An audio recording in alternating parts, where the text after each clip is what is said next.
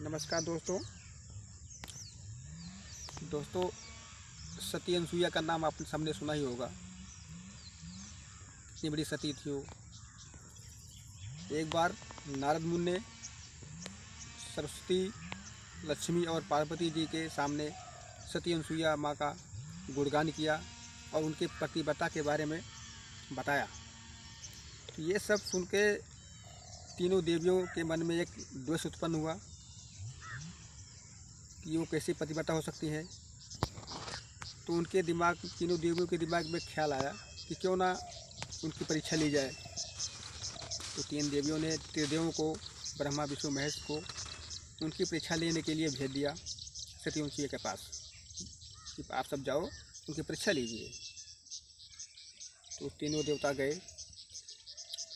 सती अनसुईया माँ के पास पहुँचने पर उनकी कुटी में पहुँचे और तीनों साधु का वेश धारण करके पहुँचे कुटिया में। और उन्होंने जो है सती अनसुईया माँ से कहा कि माँ अनसुईया ने उनको भिक्षा देना चाहा। तो तीन देवता ने कहा कि भिक्षा नहीं लेंगे, हम आपकी जांग पे बैठ के दूध पिएंगे तब भिक्षा लेके जाएंगे। सती अनसुईया माँ बहुत अचंभे में पड़ गई, कैसे आदमी है, कैसी कैसी बात कर रहे हैं। तो उन्होंने जो है अपना ध्यान दिया और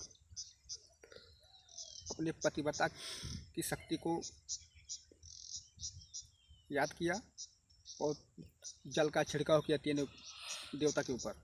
तीनों देवता बच्चे बन गए और फिर तीनों बच्चे बन गए। फिर उनको जो है दूध पिलाया जांग पे बैठा के और फिर बाद में झूले में झुलाया।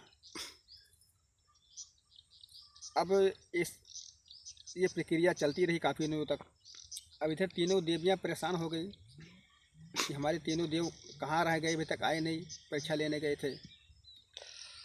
तो फिर वो भागी भागी आई सती अनसुईया माँ के पास और देखी हमारे तीनों पति बच्चे बने हैं, पालने में झूल रहे हैं। तो सीधा मैं सती अनसुईया माँ के चरणों में तीनों देवी गिर पड़ी, बोली माता जी हमें माफ़ कीजिए, मैंने द्वेष बस आपकी परीक्षा लेने के लिए तीनों देवता को भेजा था आपके पास, इनको आप मुक्ति दीजिए ताकि अपने रूप में आ सके।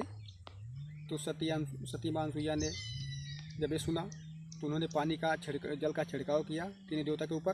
फिर तीनों देवता जो है अपने स्वरूप में फिर वापस आ गए और उन्हें जो है बहुत बखान किया तीनों देवता सती अनसुईया माँ का, और उनको सती अनसुईया माँ को वरदान भी दिया। तो दोस्तों सती अनसुईया माँ बहुत महान नारी थी।